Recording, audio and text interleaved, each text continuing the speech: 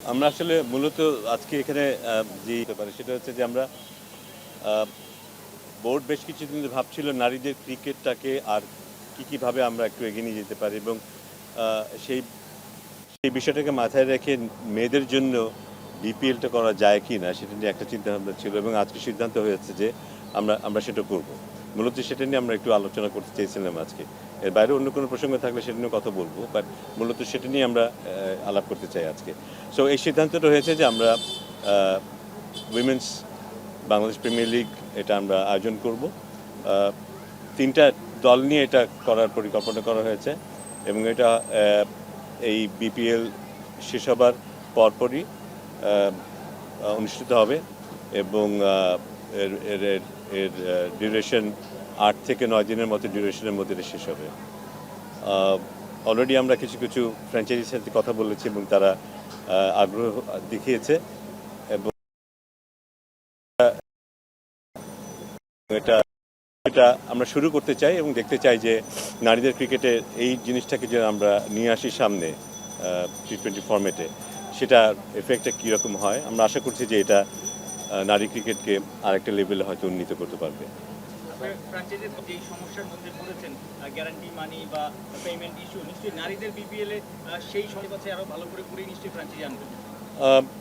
বলাই বাহুল্য আমরা চেষ্টা করব যে সেই সব বিষয়গুলো, টেকনিক্যাল বিষয়গুলো, আর্থিক বিষয়গুলো বলি বা অন্যান্য টেকনিক্যাল বিষয়গুলো, সেগুলো আমরা আগে থেকেই ভেবেচিন্তে কাজ করার চেষ্টা করব। আমরা সবাই জানি যে বিপিএল নিয়ে যখন প্রথমে সিদ্ধান্ত নেওয়া হয়েছিল এই বছরে বিপিএল আমরা আদৌ করতে পারবো কি না সে নিয়েও একটা প্রশ্ন এসেছিল, কিন্তু এই অভ্যুত্থানের পরে যে অবস্থা দাঁড়িয়েছিল, অনেকগুলো দল ছিল না, হাতে মাত্র 3টা বা 4টা দল ছিল। সেই সময়টায় বিপিএল করা কিছুটা রিস্ক নিয়ে করা এবং কিছুটা অবশ্যই আমরা বলবো যে কিছু কিছু ক্ষেত্রে আমরা খুব ভালোভাবে জিনিসটাকে অর্গানাইজ করতে পারিনি, কোনো সন্দেহ নেই সে ব্যাপারে। বাট আশা করছি সমস্যাগুলো আস্তে আস্তে দূরীভূত হবে। তবে মেয়েদের এইটার ব্যাপারে আমরা রিসেন্ট বিপিএলের যে অভিজ্ঞতা সেটাকে ডেফিনেটলি আমরা কাজে লাগাবো।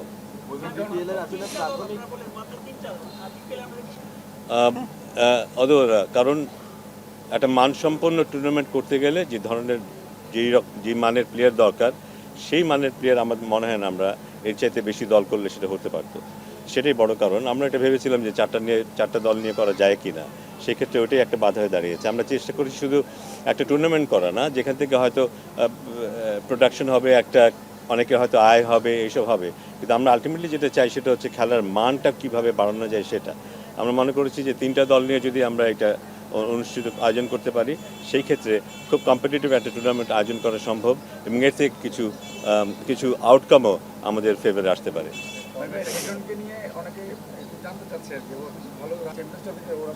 আমরা কি এটা জানা শেষ মোটামুটি? আমরা কি আপনারা জেনে গেছেন?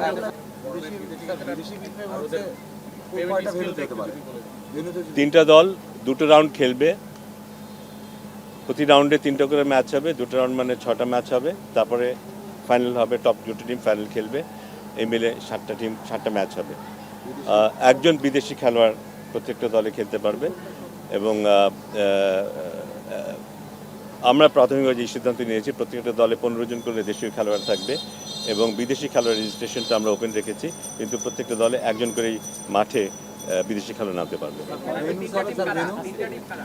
ভেরি ইন্টারেস্টিং কোয়েশ্চেন হচ্ছে ভেন্যুর ক্ষেত্রে আমি খুব আনন্দিত যে আমরা এই খেলাটা ঢাকার মিরপুরের স্টেডিয়ামে অনুষ্ঠান করতে পারবো, আয়োজন করতে পারবো, যেটা বোধহয় এক্সপোজারের ক্ষেত্রে অনেক বেনিফিট দেবে। স্যার, আমার কোশ্চেনটা হলো যে আপনি যদি বিপিএলের আদলে করতে চান টুর্নামেন্টটাকে, তাহলে আপনার একজন ফরেনার খেলোয়াড়, যেটা ঢাকা প্রিমিয়ার লিগে একজনকে অ্যালাউ করে, সে একই ফরম্যাট রয়ে গেল, ভার্সনটা শুধু টি20, সেক্ষেত্রে 4 জন কেন নয় হচ্ছে এই কারণে, দুটো কারণে। একটা হচ্ছে যে একটা আর্থিক ব্যাপার আছে। 4 জন বিদেশি খেলোয়াড়কে যদি আমরা ইনক্লুড করতে চাই সেক্ষেত্রে দলগুলোর উপর যে আর্থিক চাপটা পড়বে এই মুহূর্তে বোধহয় দলগুলো সেই চাপটা নিতে চাচ্ছে না। আর আমাদের আরেকটা চিন্তা যেটা আছে যে আমাদের নিজস্ব খেলোয়াড়দেরকে এক্সপোজার দেওয়ার যে সুযোগটা সেটা আমরা দিতে চাই। সেই কারণে কিন্তু আমরা 4টা দল করিনি, 3টা দল করেছি যেন ভালো কম্পিটিশন হয়। এই খেলার পরে যেন আমরা বলতে পারি এই কম্পিটিটিভ এনভায়রনমেন্ট থেকে আমাদের মেয়েরা আরেকটা মানে উন্নতি হতে পেরেছে। তো সেটা এনশিওর করার জন্যই অ্যাকচুয়ালি এই কাজটা করা।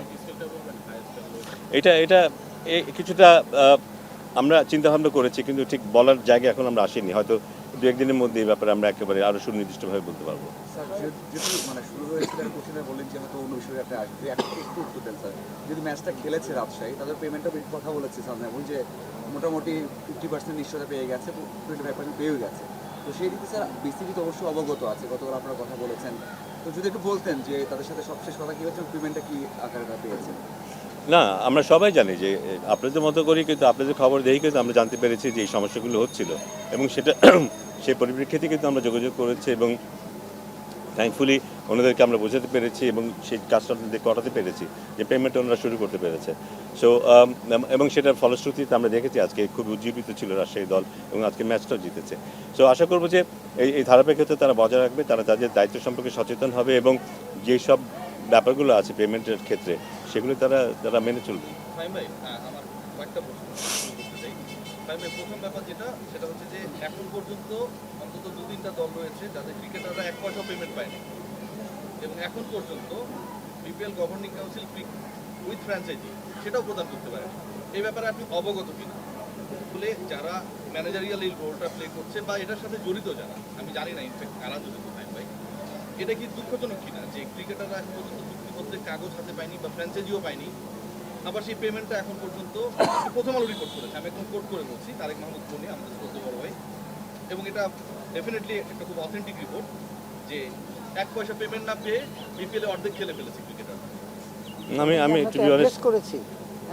টু বি অনেস্ট আমি এটা ওইভাবে জানি না। না আমরা জানি না। দেখেন রাজশাহীটা আমরা আপনাদের তো জানার কথা, আপনারা জানেন না, না? না না মানে আমার মনে হয় আমরা এটা জেনেছি বলে কিন্তু অ্যাড্রেস করেছি রাজশাহীর ব্যাপার। যখন আমরা জেনেছি আমরা কিন্তু রাজশাহী কিন্তু ক্রিকেট বোর্ড প্রেসিডেন্ট সহকারে ইনভলভ হয়ে কিন্তু সর্ট আউট করা হয়েছে। দলগুলো যে পেমেন্ট করছে এটা আপনাদের কে জানে না? এখনো আপনারা খোঁজ রাখছেন না? আপনাদের তো একটা বডি আছে, আপনারা কি এই খোঁজটা ক্রিকেট বোর্ড 7টা ফ্র্যাঞ্চাইজির ম্যানেজমেন্ট পেমেন্ট করছে কিনা এটা আমরা জানছি, আপনারা জানছেন? এটা তো খুবই দুঃখজনক ব্যাপার বিটু ভাই। না সেটা তো ঠিক আছে, কিন্তু কথাটা জানা তো হচ্ছে কি আপনাদের যে কথা। যারা প্রবলেমে আছে তাদের তো জানাতে হবে। I am not saying the team management বা প্লেয়ার্স যখন আসবে উই উইল অ্যাড্রেস ইট। তো সেভ করবেন, মার খাওয়ার পর না, কান্না ঠিক করবে, আছে। তারপর আপনারা বলবেন যে হাসপাতালে যাও, এটা তো হইতে পারে না। না সেটা ঠিক আছে, কিন্তু না এটাও স্বাভাবিক যে যখন পেমেন্টগুলো হবে না আমাদের কানে সেটা আসবে, এটা স্বাভাবিক। রাজশাহীর ক্ষেত্রে যেটা হয়েছে আমাদের কানে এসছে এবং সাথে সাথে আমরা কিছু কাজ করার চেষ্টা করেছি। আমি নিশ্চিত যে অন্যদের ক্ষেত্রে এই সমস্যাটি থেকে থাকে। গত আসরেরও কিছু পেমেন্ট বাকি আছে এখনো ফাহিম ভাই, এই ব্যাপারটা কি আপনারা জানেন? আমার মনে হয় না গত আসরের পেমেন্ট গত বাকি আসরে আছে। চট্টগ্রাম চ্যালেঞ্জার্সের পেমেন্ট বাকি আছে। I doubt. আরেকটা ব্যাপার সেটা হচ্ছে ওরা যে কারণটা বলেছে চেক বাউন্স করার জন্য, যে তাদের মালিক বিদেশি ছিল, ব্যাংকের ক্যাশিয়ার ফোন করে তারে পাচ্ছিল না। ফাহিম ভাই, আপনিও তো সিগনেটরি, আপনাকে কি কোনো রূপে কি ফোন করে যে চেকটা যে দেওয়া হয়েছে বিসিবি থেকে এটা ঠিক কি ঠিক না? এই যুক্তিটা কি আসলে মানে কোনোভাবে গ্রহণযোগ্য? কনসোর্টিয়াম যখন একটা চেক দেয় ওটাতে অনেক সিগনেটরি থাকে, মিঠু ভাই অনেক বড় প্রতিষ্ঠান চালায়, এটা আমার রিয়াসাত আজিমের চেক না যে অ্যাকাউন্ট পেয়ে সাইন করে দিলাম। তো এই যে কথাগুলো বলছে এগুলো তো অযৌক্তিক, এগুলো তো হচ্ছে এমনভাবে মিথ্যাচার করা হচ্ছে যেটা বিপিএল গভর্নিং কাউন্সিল সবাইকে প্রশ্নের মধ্যে ফেলছে। আমি আজকে প্রশ্নগুলো করছি, এই প্ল্যাটফর্ম কিন্তু ফ্র্যাঞ্চাইজিগুলো করে দিয়েছে ভাই। না অবশ্যই, এবং আমরাও কিন্তু অবশ্যই কি বলবো বিব্রত এইসব কারণ নিয়ে, শুধু ক্রিকেট বোর্ড না আমরা পুরো ক্রিকেট ফ্যাটার্নিটি কিন্তু বিব্রত এসব কারণে, এবং এগুলি আমাদের সবার জন্য এগুলি শিক্ষা। হোপফুলি আমরা এগুলি সামনে ওভাবেই অ্যাড্রেস করবো যেন এইসব বিষয়গুলো না হয়। অনেকগুলো কাজ আমাদের করা উচিত ছিল যেগুলো আমরা হয়তো সম্মত করিনি। অবশ্যই এইটাও ফ্যাক্ট যে এবার একটা বিশেষ সময়ে আমরা অনেক চাপে ছিলাম অনেক ব্যাপারেই, এবং অনেক ব্যাপারে হয়তো আমরা যেসব নিয়মকানুনগুলো ফলো করতে পারিনি, ভবিষ্যতে এগুলো কাজে লাগবে। বিপিএল একার আপনার দায়িত্ব না, আপনি চেষ্টা করছেন হয়তো আপনার জায়গা থেকে, এবং আপনাকে আমি প্রশ্ন করছি কারণ আপনাকে আমি পেয়েছি বলে, আমি একা আপনাকে পুরো রেসপন্সিবিলিটি দিচ্ছি না। কারণ আমার প্রশ্ন না আমি দায়িত্ব নিয়ে কথা বলতে চাই যদি আমার কোনো না, প্রশ্ন এই যে থাকে। আপনার এটা বললেন ফাহিম ভাই যে বিশেষ সময় বিপিএল অনেক ধরনের সীমাবদ্ধতা আছে, সবকিছু মেনে নেওয়ার পর এই সীমাবদ্ধতা তো নিশ্চয়ই গত 3-4 মাসে আপনারা বুঝেছেন, তাহলে বিসিবি থেকে আগে থেকে বলা হলো কেন যে এবারের বিপিএলটা হবে শ্রেষ্ঠ বিপিএল? আপনারা যখন বুঝতেইছেন যে আপনাদের সামনে অনেকগুলো স্পিড ব্রেকার, তখন আপনারা কিভাবে 160 মাইলেজে চলবেন এই স্বপ্নটা না দেখেন? আমাদের এক্সপেকটেশন তেমনই ছিল, এবং চেষ্টা করাটা তো বলেন, আমরা আশা চেষ্টা করেছিলাম যে যারা আমাদের সাথে যুক্ত হবেন এই আমাদের জার্নিতে তারাও রেসপন্সিবিলিটি নেবেন, এবং অনেক ক্ষেত্রেই হয়তো আমরা সেটা দেখতে পাইনি হয়তো কিছু কিছু ক্ষেত্রে।